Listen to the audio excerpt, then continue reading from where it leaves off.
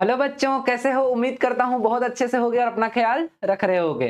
तब बच्चों 10th हो गया है, अब सोच रहे होगे अब करें क्या करें ना करें। तो देखो बच्चों, मैं तो यही कहूँगा कि थोड़ा मेहनत कर लो और साइंस स्ट्रीम को ले ही लो, है ना? बाकी आपकी इच्छा, आप जो भी चाहो, कोई भी स्ट्रीम बुरा नहीं होता, सारा स्ट्रीम अच्छा होता है, ठीक है? और कोई स्ट्रीम लेने से पहले मैं कहूँगा एक बार आप रिसर्च कर लो कि कौन-सा स्ट्रीम लेने से आपका जो फ्यूचर है ना, वो क्या होता है? वो ब्राइट होता है। सबसे पहली बात है, देखो ध्यान दो, हम पढ़ाई क्यों करते हैं? ज़ाहिर-सी बात है, एक तो नॉलेज गेन करने के लिए और अच्छा अर्न करने के लिए, सीधी-सी बात है ना? तो एक बार जा कर के ज़रूर कहीं न कहीं देखो, यूट्यूब में बहुत सारे वीडियोज़ हैं कि 10th के बाद हम क्या करें, ठीक है? 1-2 वीडियो नहीं, कम से कम 5-10 वीडियो देख लो और देखने के बाद जो अच्छा लगे वो स्ट्रीम को चूज़ कर लो। तो फिलहाल हम अपने साइंस के केमिस्ट्री ब्रांच के फर्स्ट यूनिट के क्लास 11th को स्टार्ट करने वाले हैं, जिसका नाम है क्या? Some basics concepts of chemistry. देखो, ये हमारा यूनिट 1 ज़रूर है, बहुत ही बेसिक सा चैप्टर है, ऐसा देखने में लग रहा है, पर देखो ये आपकी हवा निकाल देगा, ठीक है? अगर आपने इस पे ध्यान नहीं दिया ना, तो मतलब बत्ती जला देगा। और सबसे पहला बात क्या है, ये जो चैप्टर है, ठीक है ना? ये चैप्टर आपको पूरा 11th, 12th, IIT, JEE, NEET सब में काम आने वाला है, जिसमें हम क्या पढ़ेंगे इसमें? मोल कांसेप्ट। मोल कांसेप्ट हमारे लिए बहुत इंपॉर्टेंट है। तो लेक्चर को स्टार्ट करने से पहले ध्यान देना, लेक्चर को स्टार्ट करने से पहले हमको क्या करना है? हमको सारे डिटेल्स को जान लेना है कि हमारा सिलेबस क्या है, हमें क्या पढ़ना है, हमें क्या नहीं पढ़ना है, क्या कौन-सा चैप्टर हमारे एनसीईआरटी में है और कौन-सा चैप्टर हमारे एनसीईआरटी में नहीं है, जो कि डिलीट कर दिया गया है क्योंकि एनसीईआरटी का सिलेबस को रिड्यूस किया गया है। कौन-सा चैप्टर हमारे जेईई के लिए इम्पोर्टेंट है, जो एनसीईआरटी से डिलीट कर दिया गया है। मतलब हर एक चीज़ को अभी हम डिटेल में जानेंगे। तो एक काम करते हैं, पहले आप एक काम करो, यूनिट का एक स्क्रीनशॉट ले लो ताकि आप यूनिट को लिख सको, हेडिंग डाल सको। क्या है? Some basics concept of chemistry. तो चलो बच्चों, ज्यादा बातें ना करते हुए शुरू करते हैं अपने लेक्चर को। तो देखो बच्चों, ध्यान दो। देखो, सबसे पहले हमें जानना होगा कि what do you mean by science, ठीक है? क्योंकि देखो, हमारा स्ट्रीम कौन सा है? साइंस है। तो आखिर साइंस ही क्या है? अगर हम यही नहीं जानेंगे और साइंस स्ट्रीम लेके पढ़ रहे हैं तो कोई मतलब तो है नहीं, है ना? इसको समझते हैं। देखो ध्यान दो, देखो, साइंस का मतलब होता है क्या? नॉलेज, ठीक है ना? साइंस का मतलब क्या होता है? नॉलेज। किस तरह का नॉलेज? कोई भी नॉलेज, कोई माँ का गाली दे रहा है, कोई कुछ दे रहा है, वो का देख रहे होंगे आजकल क्या है ना, ट्रेंड चल रहा है क्या? मतलब आप ना क्या करो, वीडियो में 2 4 10 12 50 गाली दे दो, ठीक है ना? कोई एक कंटेंट बना करके, ठीक है ना? आप देखो उसकी वीडियोज़ में मतलब व्यूज़ कितने आएँगे? मिलियंस का। और हम जो टीचर्स हैं, जो हम पढ़ा रहे हैं, उसमें व्यूज़ कितना आएगा? आप समझ ही सकते हैं, आप देख ही रहे हो, ठीक है? मतलब अच्छे चीज़ों का व्यूज़ नहीं मिलता। हाँ, आप गरियाओ किसी को बैठ के तो बहुत सारा व्यूज़ मिलेगा। तो गाली-वाली देना, गाली सीखना, ये कोई साइंस नहीं है, ठीक है ना? तो समझो नॉलेज लोग कभी-कभी गालियों को भी नॉलेज का नाम दे देते हैं, ठीक है ना? तो चलो समझते हैं पहले कि नॉलेज किस तरह का नॉलेज। देखो, तो देखो साइंस है क्या, इसको समझते हैं। साइंस का मतलब है नॉलेज, और कैसा नॉलेज? जो कि सीरीज़ बाय सीरीज़ हम क्या करते हैं? गेन करते हैं, ठीक है? मतलब स्टेप बाय स्टेप गेन करते हैं, उसी को हम क्या कहते हैं? साइंस कहते हैं, ठीक है? या फिर हम किसी का फिजिकल फेनोमेना को जानते हैं, केमिकल प्रॉपर्टी को जान रहे हैं, ये सब कुछ मतलब आराम से हम जो भी चीज़ को समझ रहे हैं वो हमारा साइंस है, ठीक है? फॉर एग्जांपल आपको समझाते हैं, मान लेते हैं कि कोई छोटा बच्चा है, ठीक है? वो साइकिल चलाना सीख रहा है। ध्यान से सुनना, कोई छोटा बच्चा है, साइकिल चलाना सीख रहा है, तो सबसे पहले वो क्या करेगा? वो पहले साइकिल को पकड़ेगा, फिर उसको क्या करेगा? जो छोटा बच्चा, याद रखना, फिर उसको वो मोशन में लेके आएगा, फिर साइकिल पे या तो हाफ पैडल या तो फुल पैडल, खासकर हाफ पैडल वो पहले सीखता है या फिर पहले गुड़गुड़ाने सीखता है साइकिल को। फिर क्या करेगा? उसके ऊपर पैडल के ऊपर पैर रखकर फिर धीरे-धीरे करके आगे बढ़ाएगा। तो इस तरह से वो क्या कर रहा है?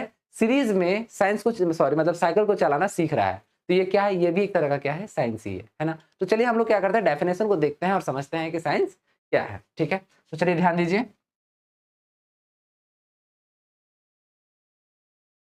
देखिए, साइंस का मतलब क्या है? देखिए यहाँ पे लिखा हुआ है, विच ब्रांच ऑफ नॉलेज, नॉलेज का ब्रांच, ठीक है ना?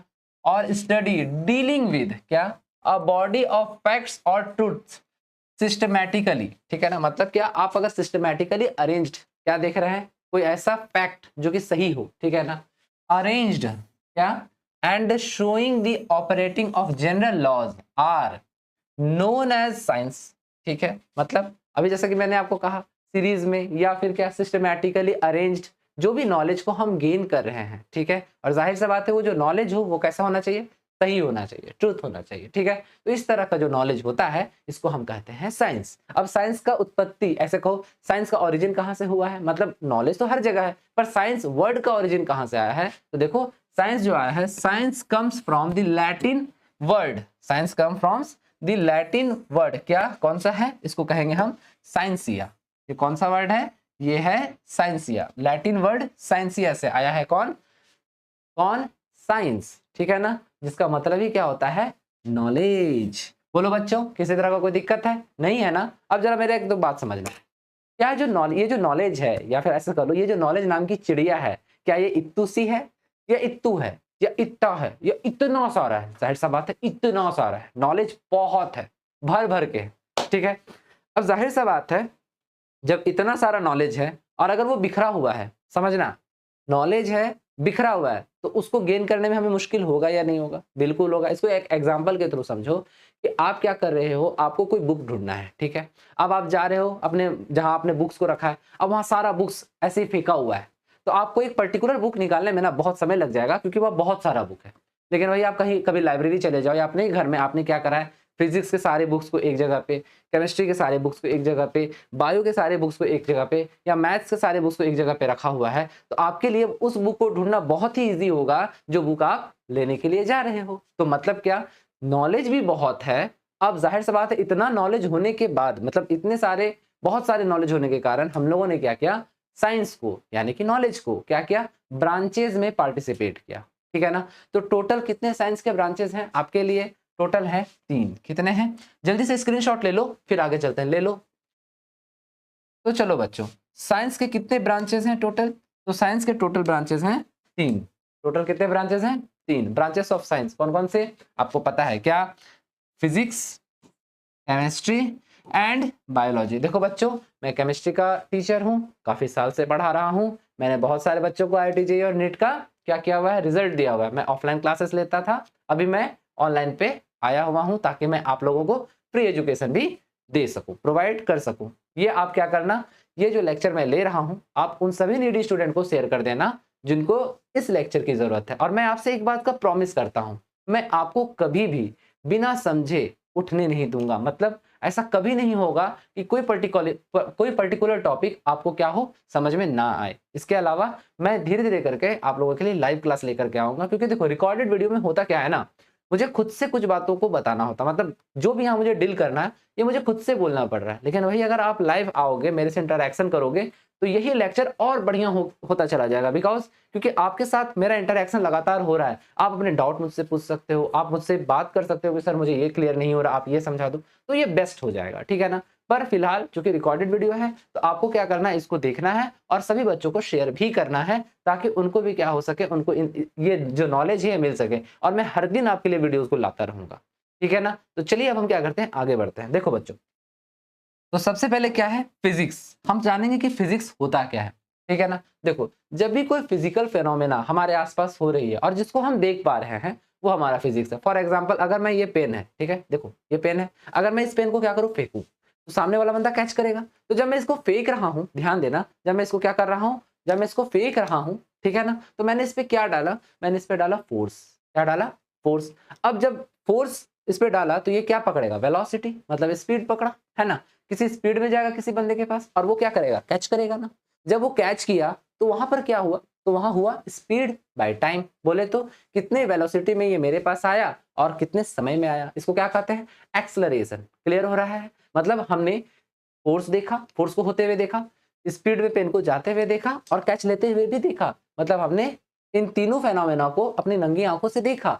अब लगभग इन सभी चीजों को हम किसके अंदर पढ़ते हैं, इन सभी चीजों को हम पढ़ते हैं फिजिक्स के अंदर बच्चों। इन सभी को किसके अंदर पढ़ते हैं, फिजिक्स के अंदर। बात समझ में आ गया, कोई दिक्कत है इसमें, नहीं है ना। अब आ जाते हैं कहाँ, बायोलॉजी में। देखो, हम तुम या कोई भी लिविंग ऑर्गेनिज्म, ध्यान देना, हम तुम या कोई भी लिविंग ऑर्गेनिज्म के बारे में हम जहां भी पढ़ेंगे, जिस भी नॉलेज की ब्रांच में पढ़ेंगे या साइंस के ब्रांच में पढ़ेंगे, वही हमारा क्या है, बायोलॉजी। इसके बारे में, लिविंग ऑर्गेनिज्म के बारे में क्या पढ़ना होता है, जाहिर सा बात है, हमने खाना खाया, खाना कैसे पचा, ठीक है ना, डाइजेशन कैसे हुआ, ठीक है, इस तरह का जितना भी मैकेनिज्म है, या पेड़ पौधे सांस कैसे लेते हैं, रेस्पिरेशन कैसे होता है, मतलब जितना भी ये सब मैकेनिज्म है, इन सभी को हमको कहाँ पढ़ना है, बायोलॉजी में, ठीक है। अब आ जाता है केमिस्ट्री में। तो देखो, केमिस्ट्री के लिए ना मेरा एक अलग फंडा है। क्या फंडा है, इसको समझना। देखो क्या हुआ कि आप क्या करो, अभी चूंकि क्लास में बैठे हो, आप वीडियो को, लेक्चर को देख रहे हो, तो एक काम करो, आप सांस लो, उसके बाद सांस छोड़ो। आपने सांस में क्या लिया, मतलब अपने अंदर क्या डाला, ऑक्सीजन। आपने छोड़ा क्या, कार्बन डाइऑक्साइड। सिंपल बात है, आपने सांस में लिया ऑक्सीजन, आपने छोड़ा कार्बन डाइऑक्साइड, आपने रिएक्शन होता हुआ देखा ऑक्सीजन और कार्बन का? नहीं देखा ना। आपने तो बिल्कुल कतई आपको पता भी नहीं चला कि कब आपके ऑक्सीजन में कार्बन आके बाइंड कर गया। मतलब आपने रिएक्शन को होता हुआ नहीं देखा। मतलब वो सारा नॉलेज, लगभग वो सारा नॉलेज जो हम नंगी आंखों से देख नहीं पा रहे हैं, वो कहाँ पढ़ेंगे हम? वो पढ़ेंगे हम केमिस्ट्री में, जो हम देख ही नहीं पा रहे। बोलो क्लियर है? किसी तरह का कोई दिक्कत है? कुछ-कुछ तो समझ में आ रहा है ना? आगे और अच्छे से क्लियर होगा। चलो आगे बढ़ते हैं, फटाक से इसका भी स्क्रीनशॉट ले लो, ले लो। तो चलो बच्चों, अब हम क्या देखेंगे? अब हम देखेंगे केमिस्ट्री को। केमिस्ट्री क्या है? What do you mean by chemistry? तो देखिए, chemistry is the branch of science which deals, देखिए हम आपको बोल दे रहे हैं सीधा, chemistry is the branch of science which deals क्या? Construction of matter, structure of matter and properties of matter. इसको हम लोग बहुत अच्छे से समझते हैं, ठीक है? देखो, हमारे पास कोई मैटर है, मान लो ये पेन ही है, ठीक है? या फिर एक काम करते हैं, ये बॉटल है, ठीक है? देखो ये बॉटल है, ठीक? इसके अंदर क्या है? पानी है। जाहिर सी बात है, मैटर क्या होता है सबसे पहले ये समझ लो, ठीक है ना? वो हर एक चीज जिसका मास हो और जो जगह घेरती हो, स्पेस ऑक्युपाई करती हो, वो मैटर है। ध्यान से समझ गए? फिर से एक बार सुन लो। वो हर एक चीज जिसका अपना खुद का मास हो, मास तो आपको पता होगा ना कि मास क्या होता है। अगर नहीं पता है तो मैं आगे बताऊंगा मास के बारे में, ठीक है ना? तो वो हर एक चीज जिसका अपना एक मास हो और वो स्पेस ऑक्युपाई करती हो, उसको क्या कहते हैं? मैटर कहते हैं। क्लियर हो गया? अब हम इस मैटर का, ये बॉटल हमारा मैटर है, हाँ। ये वाटर हमारा मैटर है, हाँ। है या नहीं है बताओ? है ना? ये बॉटल में जो वाटर है ये भी मैटर है। मतलब अब हम जानेंगे, हम जानना चाहते हैं कि ये बॉटल कैसे बना, ठीक है ना? किस तरह के एटम से मिलकर बना। देख तो नहीं पा रहे नंगी आंखों से, अरेंजमेंट कैसा है? नहीं है ना? मतलब हम इसके स्ट्रक्चर को देखने का प्रयास कर रहे हैं। और क्या? वाटर, वाटर में भी क्या होता है? हाइड्रोजन और ऑक्सीजन। देन हमको ये कौन बता रहा है कि वाटर जो है उसका केमिकल फॉर्मूला H2O होता है? वो भी तो हमें कौन बता रहा है? केमिस्ट्री ही बता रहा है। तो हमने किसके अंदर जाना है इसको? केमिस्ट्री के अंदर। स्ट्रक्चर ऑफ वाटर क्या होता है? H2O।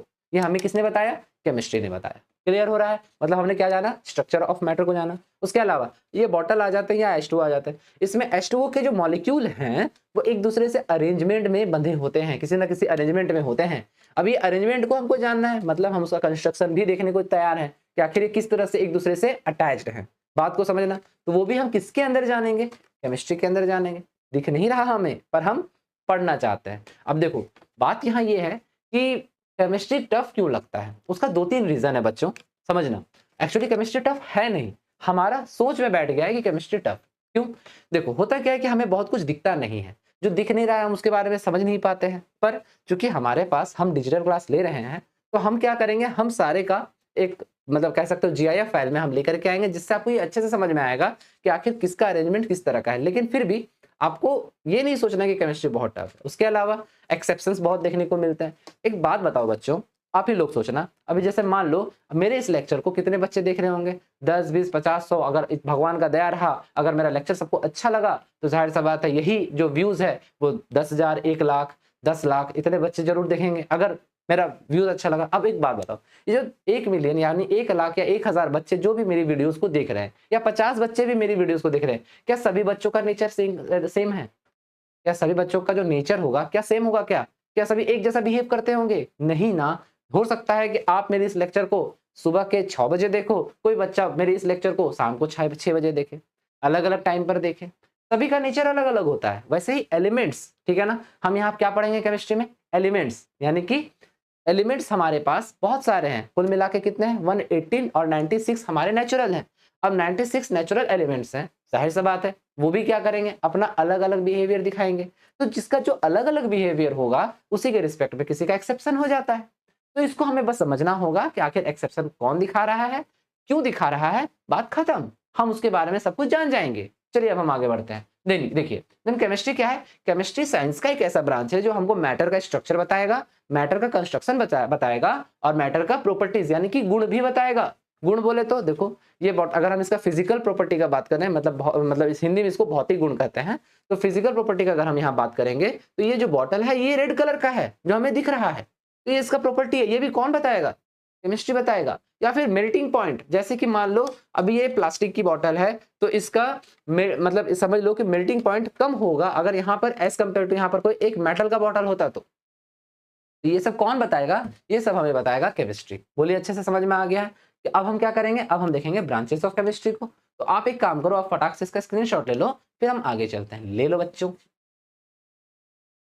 चलो बच्चों, अब देखो देन हमारे पास क्या है, अब हम जानेंगे क्या, ब्रांचेस ऑफ केमिस्ट्री। देखो केमिस्ट्री के ब्रांच तो काफी सारे हैं, ठीक है, बट आपके लिए जो इंपॉर्टेंट है बस वही ब्रांचेस ऑफ केमिस्ट्री को मैं लेकर के आया हूं, जो आपको 11th और 12th के सिलेबस में पढ़ना है। तो देखो सबसे पहला क्या है, सबसे पहला हमारा है केमिस्ट्री का ब्रांच कौन सा, फिजिकल केमिस्ट्री। क्या है, फिजिकल केमिस्ट्री, ठीक है। उसके बाद इनऑर्गेनिक केमिस्ट्री, उसके बाद ऑर्गेनिक केमिस्ट्री, उसके बाद बायोकेमिस्ट्री और उसके बाद एनालिटिकल केमिस्ट्री। ये हो गए आपके केमिस्ट्री के ब्रांच। क्लियर है, कोई दिक्कत है इसमें? नहीं है। अब हम एक एक करके जानेंगे कि फिजिकल केमिस्ट्री क्या होता है, इनऑर्गेनिक केमिस्ट्री क्या होता है, ऑर्गेनिक केमिस्ट्री क्या होता है, और बायोकेमिस्ट्री क्या होता है, और लास्टली हमारा एनालिटिकल केमिस्ट्री क्या होता है। तो जल्दी से इसका भी स्क्रीनशॉट लेंगे, फिर हम आगे चलते हैं। ले लीजिए।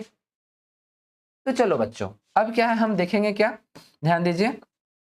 सबसे पहले हम देखेंगे फिजिकल केमिस्ट्री को कि आखिर फिजिकल केमिस्ट्री होता क्या है। तो देखिए सबसे पहले इसको हम लोग ऐसे समझ लेते हैं। देखिए फिजिकल का मतलब आप जान रहे हैं, फिजिकल का मतलब फिजिक्स, और फिजिकल का मतलब जो हम देख पा रहे हैं, हाँ या ना। तो जब भी केमिस्ट्री के अंदर हम कोई फिजिकल फेनोमेना को देखें, physical phenomena in the sense force, ठीक है ना, स्पीड, ठीक है, फोटो इलेक्ट्रिक इफेक्ट, ये सब जितने भी हैं ये सभी क्या है, फिजिकल फेनोमेना। या फिर हम क्या करेंगे, कैलकुलेशन करेंगे, ठीक है ना। तो ये सब जो भी चीज, जो भी फिजिकल फेनोमेना हमारा केमिस्ट्री के अंदर आ गया, वही हमारा कहलाएगा फिजिकल केमिस्ट्री। तो चलिए एक बार हम आपको डेफिनेशन पढ़ के समझाते हैं, जरा ध्यान दीजिएगा। देखिए क्या, which branch of chemistry dealing with the क्या, relation between the physical properties of क्या, substance and their chemical composition and transformations are known as physical chemistry. सीधी सी बात है, जो मैंने अभी आपको कहा वही यहाँ कह रहा है। क्या कि केमिस्ट्री में जब भी आपको क्या देखने को मिले, फिजिकल फेनोमेना देखने को मिले, तो वही हमारा क्या है, फिजिकल प्रॉपर्टीज है। तो मतलब जो भी हमारा फिजिकल फेनोमेना केमिस्ट्री के अंदर देखने को मिल रहा है, उसी को हम क्या कहेंगे, फिजिकल केमिस्ट्री। जल्दी से इसका स्क्रीनशॉट लीजिएगा, फिर आगे चलते हैं। ले लीजिए। तो चलो बच्चों, अब क्या है, आगे देखते हैं, समझते हैं इस चीज को। देन फिजिकल केमिस्ट्री में आपको कौन कौन से लेक्चर को क्लास 11th में पढ़ना है, उसका सिलेबस में आपके सामने ये रहा। देखिए फिजिकल केमिस्ट्री में जो हमारा सिलेबस है, उसमें पहला जो हमारा यूनिट है, यूनिट 1, जिसको हमने भी क्या कहा, some basic concept of chemistry, उसी को हम क्या कहेंगे, मोल कंसेप्ट।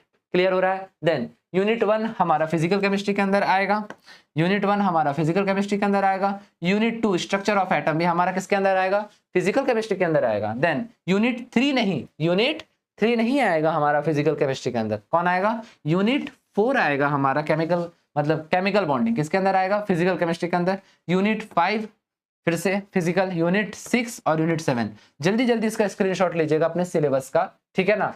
फिर हम क्या करेंगे, आगे बढ़ेंगे। ले लीजिए।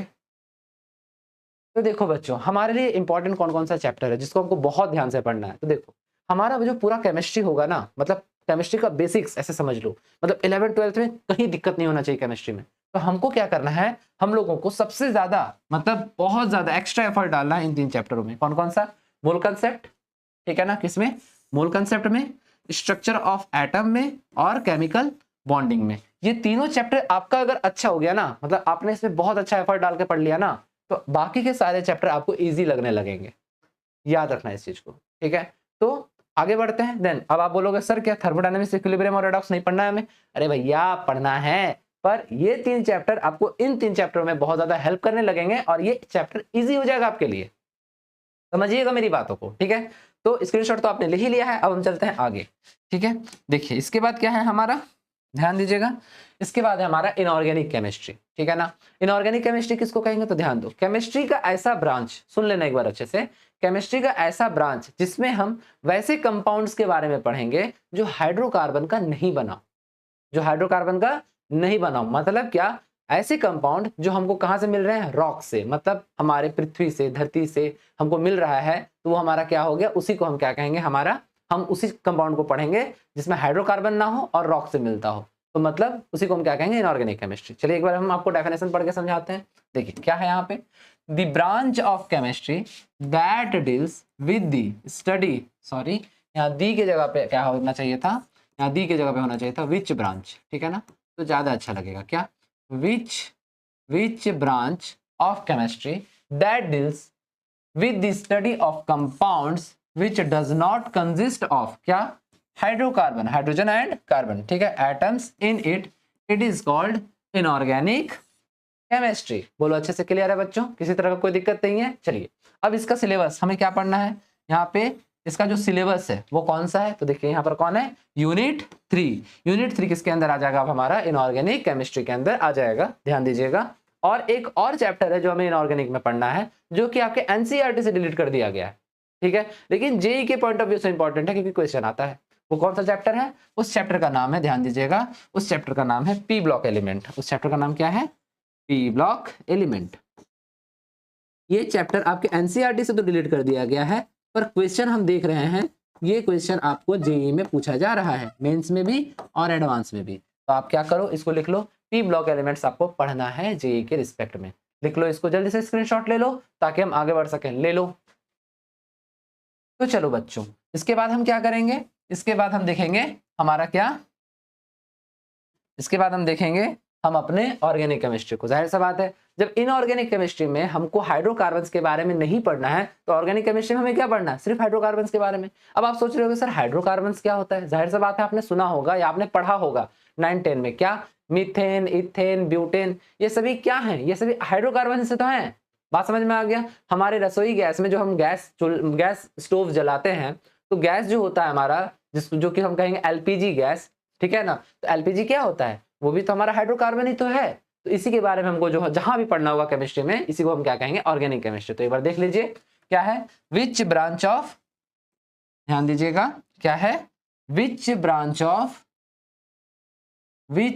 ऑफ केमिस्ट्री, ध्यान दीजिए, which branch of chemistry study about क्या, hydrocarbons are known as organic chemistry. बोलिए क्लियर है, किसी तरह का कोई दिक्कत है इसमें, नहीं है, समझ रहे हैं बहुत अच्छे से, बिल्कुल अच्छे से। देन इसका सिलेबस क्या है हमारा क्लास 11th का, तो ध्यान दीजिए, यूनिट 8, ठीक है ना, some basic principle and techniques.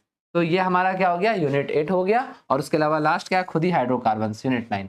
इन सभी को हमको क्या करना है, अपने क्लास 11th में पढ़ना है। देखो बच्चों, एक और टॉपिक हुआ करता था एस ब्लॉक एलिमेंट्स, वो भी बहुत इंपॉर्टेंट हुआ करता था, बट क्या है कि उसको भी जेई से भी और जेई नीट और एनसीईआरटी से डिलीट कर दिया गया, तो अब हमको उसको पढ़ना नहीं। लेकिन फिर भी ऐसा मत सोचना कि एस ब्लॉक के बिना हम पी ब्लॉक या डी ब्लॉक में चले जाएंगे, कुछ कुछ तो नॉलेज हमको आपको देना ही पड़ेगा, तभी आप क्या कर पाओगे, अच्छे से क्या कर पाओगे, आप समझ पाओगे कि हमें कैसे, मतलब एलिमेंट्स कैसे यहाँ क्या बिहेव कर रहे हैं, ठीक है ना। तो चलिए अब हम क्या करते हैं, जल्दी से स्क्रीनशॉट ले लीजिए, फिर आगे चलते हैं, ले लीजिए। इसके बाद बच्चों ध्यान दीजिएगा, इसके बाद हमको जानना है क्या, इसके बाद जानना है हमको बायोकेमिस्ट्री। बायोकेमिस्ट्री भी हमारा सिलेबस में है, ठीक है ना। तो बायोकेमिस्ट्री क्या होता है, इसको समझो। देखो हम सभी क्या हैं, लिविंग ऑर्गेनिज्म। बात को समझना, हम सभी क्या है, लिविंग ऑर्गेनिज्म, जिसको हमको कहाँ पढ़ना है, बायो में, ठीक है ना। और हमारे फेनोमेना को देखते हुए, मतलब हमारे अंदर जो भी क्या होता है, फेनोमेना होता है, जो भी मैकेनिज्म होता है, ठीक है ना, उन सभी को देखते हुए वहां पर क्या आ जाए, केमिस्ट्री अप्लाई कर दिया जाए। जैसे कि हम बताते हैं, आपको अगर फीवर आ गया बुखार लग गया, ठीक है, ध्यान दीजिएगा, अगर आपको बुखार लग गया, आप सबसे पहला काम क्या करोगे, आप मेडिसिन लोगे। कौन सा मेडिसिन ज्यादा यूज किया जाता है फीवर में, पैरासीटामोल। तो आखिर पैरासीटामोल ही हमारे फीवर में काम करेगा, ये कौन बताएगा, ये बताएगा बायोकेमिस्ट्री। बात को समझना। उसके अलावा प्रोटीन्स, एंजाइम्स, जो कि जिसको हम बायोमोलिक्यूल्स कहते हैं, ठीक है ना, प्रोटीन्स, एंजाइम, कार्बोहाइड्रेट, इनके बारे में भी हमें कौन बताएगा, बायोकेमिस्ट्री ही तो बताएगा, ठीक है ना। तो क्लास 11th में इससे कोई टॉपिक अभी नहीं है, लेकिन क्लास 12th में एक चैप्टर आपको देखने को मिलेगा, बायोमोलिक्यूल्स, वो जो है वो हमको पढ़ना है, ठीक है ना, बायोकेमिस्ट्री के अंदर। तो देखिए यहाँ क्या है, एक बार डेफिनेशन के थ्रू इसको भी समझते हैं। देखिए, biochemistry is the application of chemistry to the study of biological process at the cellular and molecular level. वही बात है क्या, कि बायोकेमिस्ट्री क्या है, एक ऐसा एप्लीकेशन है केमिस्ट्री का जो कि बायोलॉजिकल प्रोसेस को क्या करता है, बताता है, किसके किसके लेवल पे, सेलुलर एंड मॉलिक्यूलर लेवल पे। बात समझ में आ गया, वही बात हुआ, ठीक है। चलिए समझ में आ गया है, जल्दी से क्या कीजिए, आप स्क्रीनशॉट ले लीजिए, फिर आगे चलते हैं, ले लीजिए। तो चलिए बच्चों, अब क्या करेंगे हम, अब हम और आगे चलेंगे, ठीक है ना, ध्यान दीजिएगा। अब हम क्या करते हैं, आगे चलते हैं। देन लास्ट में हमारा क्या आ रहा है, एनालिटिकल केमिस्ट्री, ठीक है ना। जाहिर सी बात है, एनालिटिकल केमिस्ट्री का मतलब क्या है, देखो, जहां हम एलिमेंट्स का क्या करें, प्रॉपर्टीज के बारे में अच्छे से पढ़ें और उसको किसी ना किसी टेबल या सीरीज में सजा दे, उसी को हम क्या कहते हैं, एनालिटिकल केमिस्ट्री।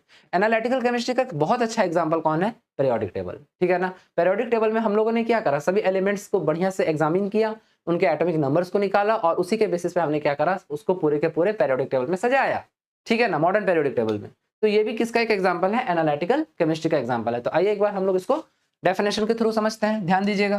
तो देखिए क्या है हमारा, which branch of chemistry study about separation, identification and quantification of matter, matter बोले तो एलिमेंट्स ही मैटर ही है ना, matter are known as analytical chemistry. बोलो बच्चों, किसी तरह का कोई दिक्कत है, हम सेपरेट करेंगे, हम आइडेंटिफिकेशन करेंगे, हम क्वांटिटी मतलब क्वांटिफिकेशन करेंगे किसका, मैटर या एलिमेंट का, तो यही क्या कहलाएगा हमारा एनालिटिकल केमिस्ट्री। और इसका बहुत अच्छा एग्जांपल हमारा कौन है, मॉडर्न पीरियोडिक टेबल। चलो बच्चों यहाँ तक तो किसी तरह का कोई दिक्कत नहीं है, जल्दी से स्क्रीनशॉट लो, उसके बाद आगे बढ़ते हैं, ले लो। तो चलो बच्चों अब क्या करते हैं, अब हम लोग चलते हैं आगे, ठीक है ना, ध्यान दीजिएगा। देखो इसके बाद हमें क्या पढ़ना है, एटम और मॉलिक्यूल। तो देखो ये सभी चीजें हम लोग पहले भी पढ़ चुके हैं, पर एक बार और हम लोग इसको क्या करेंगे, एलाबोरेट करेंगे, एक बार हम लोग क्या करेंगे, समझेंगे। लेकिन हम सिलेबस में आगे जाने से पहले कुछ एक दो बात जो बहुत इंपॉर्टेंट है वो बताना चाहेंगे, ठीक है। इसके लिए हम क्या करते हैं, हम थोड़ा सा क्या करते हैं, हम एक ब्लैंक पेज ले लेते हैं, ठीक है, एक ब्लैंक पेज ले लेते हैं, जिससे क्या होगा, हम आपको कुछ बता पाएंगे, ठीक है। क्योंकि देखो आज का जो हमारा क्लास होगा वो सिर्फ इंट्रोडक्शन क्लास होगा, ठीक है ना, कैसे क्या करना है। देखो जो टायर 1 सिटी के स्टूडेंट्स हैं, ठीक है, उनको तो लगभग सारा चीज पता होता है, वो पहले से माइंड मगअप करके चलते हैं कि हमें आगे करना क्या है।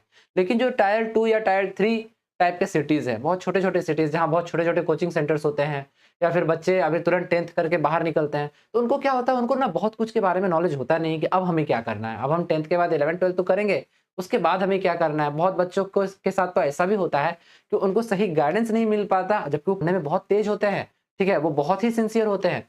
तो उनके साथ होता क्या है कि उनको सही नॉलेज नहीं होने के कारण वो सही जगह पे नहीं पहुंच पाते। देखो मैं ये कहना चाहूंगा कि अगर आप साइंस लेके पढ़ रहे हो, मतलब आपने साइंस स्ट्रीम को चुना है, ध्यान से सुनना, अगर आपने साइंस स्ट्रीम को चुना है, मतलब आप चाहते हो कि आप साइंस लेके अब 11th 12th करोगे, तो आपके लिए, ठीक है ना, आपके लिए सबसे पहला कोई कॉम्पिटेटिव एग्जाम होगा। अगर आप मैथ्स लेके पढ़ रहे हो, यानी कि पीसीएम लेकर के सिर्फ कर रहे हो, तो आपके लिए जेईई होगा।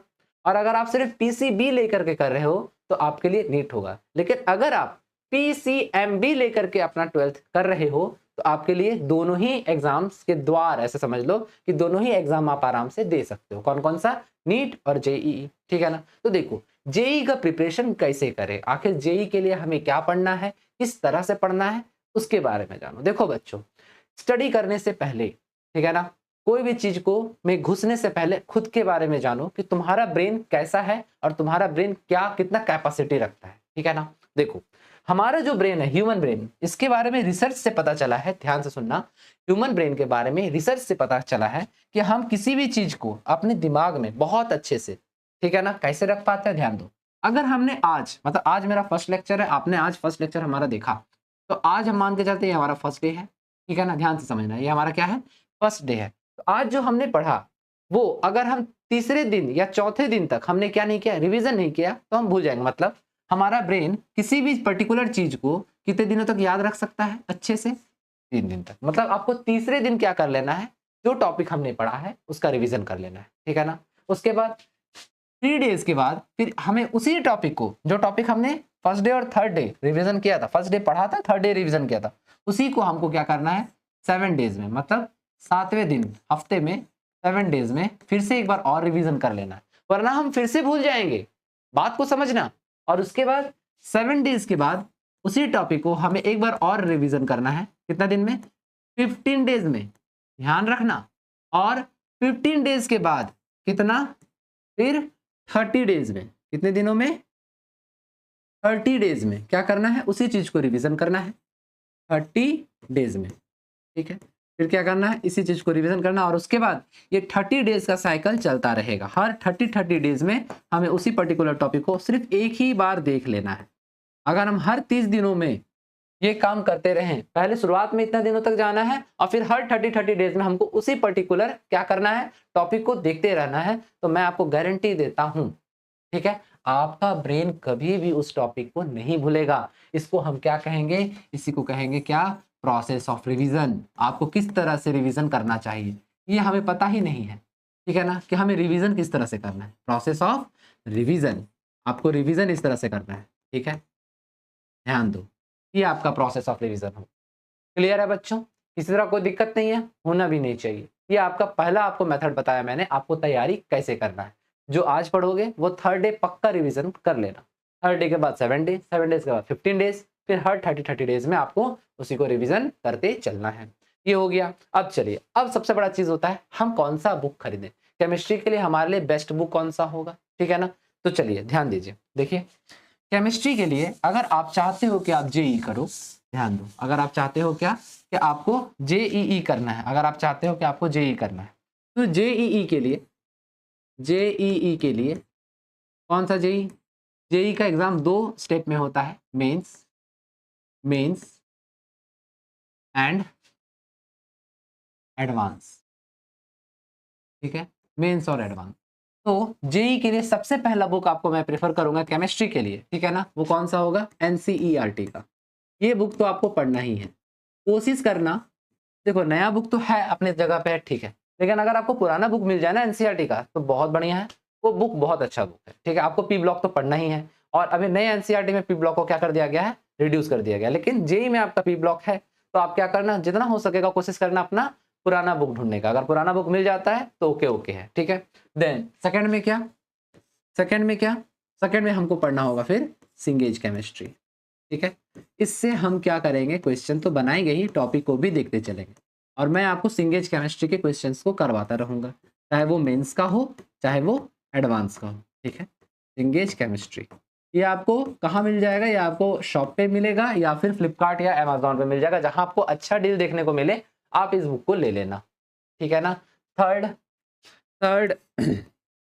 आप क्या ले लो, पीवाईक्यू की कोई बुक ले लो, प्रीवियस ईयर क्वेश्चन का कोई क्या कर लो, बुक खरीद लो, पीवाईक्यू बुक, ठीक है, ये भी ले लेना है आपको, ठीक है। ये 3 बुक मैं आपको रिकमेंड करूंगा कि आपको जेईई की प्रिपरेशन के लिए इसको पढ़ना है, ठीक है। उसके अलावा बोलोगे सर नीट के लिए, तो देखो अगर आप जेईई का बुक पढ़ लेते हो तो नीट का अपने आप ही हो जाएगा, क्योंकि जेईई के लिए जितना हमें केमिस्ट्री में पढ़ना है उतना नीट के लिए पढ़ना नहीं है।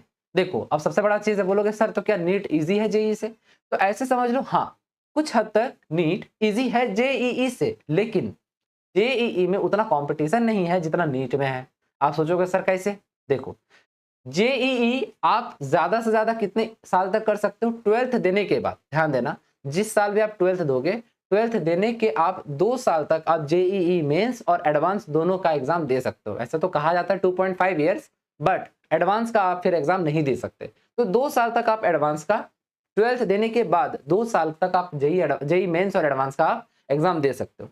लेकिन नीट के लिए किसी तरह का भी कोई एज नहीं है, मतलब एज रेस्ट्रिक्शन नहीं है, हर एक एज के बच्चे नीट को दे सकते हैं। अब सबसे बड़ा बात क्या है, अब आप जरा सोचो, अभी आप पढ़ रहे हो, अब 10 साल से कोई नीट का तैयारी कर रहा होता है, ठीक है ना, तो जाहिर सा बात है अगर वो बच्चा ब्रिलियंट है जो 10 साल का से तैयारी कर रहा है, लेकिन ऐसे मेरा मानना है कि नीट का प्रिपरेशन अगर कोई 10 साल से कर रहा है और अगर उसका क्लियर नहीं है तो भाई ब्रिलियंट तो हम उसको नहीं कह सकते हैं, पर फिर भी 10 साल से जो प्रिपरेशन कर रहा है और अभी जब आप शुरुआत कर रहे हो तो आपके और उसके प्रिपरेशन में एक अंतर तो होगा ना। तो मतलब क्या हुआ, यहाँ पर आपका भीड़ ज्यादा है तो कंपटीशन ज्यादा है, किसमें, नीट में, किसमें, नीट में, ध्यान देना, इसमें नीट में आपका क्या ज्यादा है, यहाँ आपका ज्यादा है कंपटीशन, लेकिन वही आपका जेईई में उतना ज्यादा कंपटीशन नहीं है।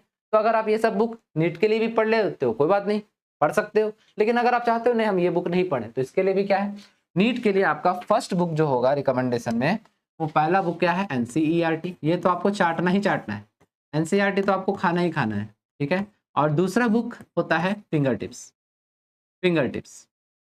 कौन सा बुक, एमटीजी का आएगा फिंगर टिप्स। इस बुक से आप क्या करना, क्वेश्चन बनाना। अब देखो सबसे बड़ा चीज क्या है, देखो मैं आपको फिर से कहता हूँ, ध्यान देना, क्या मैं आपको फिर से कहता हूँ, आप मेरी बात को थोड़ा सा ध्यान से सुनना, क्या देखो क्वेश्चन जब आपका एग्जाम में क्वेश्चन आएगा ना, तो आपको लगेगा ऐसा नहीं कि मेरे से क्वेश्चन बनेगा नहीं, अगर आप पढ़ रहे हो तो आपसे सारा क्वेश्चन बनने लायक रहेगा, लेकिन आप बना नहीं पाओगे। उसके पीछे का सिर्फ एक रीजन है, समय, टाइम मैनेजमेंट करना यहाँ बहुत ज्यादा जरूरी है। जब आप स्टार्टिंग में किसी क्वेश्चन को बना रहे होगे तो उसमें आपको समय 5 मिनट 10 मिनट लग सकता है एक क्वेश्चन में, लेकिन आपको उसी टाइमिंग को रिड्यूस करके कितने देर में लेके आना है, कोशिश करना है कि 50 सेकंड में हम बना लें। अगर आप 50 सेकंड में उस क्वेश्चन को बना लेते हो तो बहुत बढ़िया, नहीं तो मैक्सिमम आप कितना जा सकते हो, 1 मिनट, ठीक है ना। तो आपको कैसे होगा वो 1 मिनट वही क्वेश्चन, जब आप लगातार क्वेश्चन का प्रैक्टिस करोगे, मतलब आपको ज्यादा से ज्यादा क्वेश्चन को क्या करना है, डील करना है। क्लियर हो गया। अगर आप ये लगातार 2 साल तक करते हो तो आपका जेई और नीट जो भी चीज का प्रिपरेशन कर रहे हो वो आपका हो जाएगा। मतलब क्या करना है आपको, हार्ड वर्क करना है, ठीक है। और हार्ड वर्क के साथ क्या करना है, स्मार्ट वर्क भी करना है, ठीक है। ऐसा नहीं कि गधा बन जाए, बस गधा बन के मेहनत कर रहे हैं, नहीं, हमें कैसा करना है, हार्ड वर्क मतलब शेर वाली मेहनत करनी है, हार्ड वर्क के साथ में स्मार्ट वर्क, ठीक है ना। यहां तक सभी को क्लियर है? बुक्स का नाम लिख लो और इसका स्क्रीनशॉट ले लो। तो चलो बच्चों, आज हम लोग का ये जो इंट्रोडक्शन क्लास था, आज हम लोग यहीं तक रखते हैं। अगला क्लास जो हम लोग करेंगे ना, एटम्स और मॉलिक्यूल्स, बाकी सभी चीजों को धीरे धीरे करके हम आराम से पढ़ते चलेंगे। मैं आपको स्टार्टिंग मतलब आपका जो स्टार्ट करूंगा वो 0 से करूंगा और लेके आपको कहां तक पहुंच जाऊंगा, जहां इसका मैक्सिमम जो पॉइंट होगा वहां तक मैं आपको इसको लेकर के पहुंच जाऊंगा। किसको? केमिस्ट्री को। देन बच्चों आज के लिए इतना ही रखते हैं, मिलते हैं हम लोग अगले वीडियो में। उसके लिए थैंक्स जी।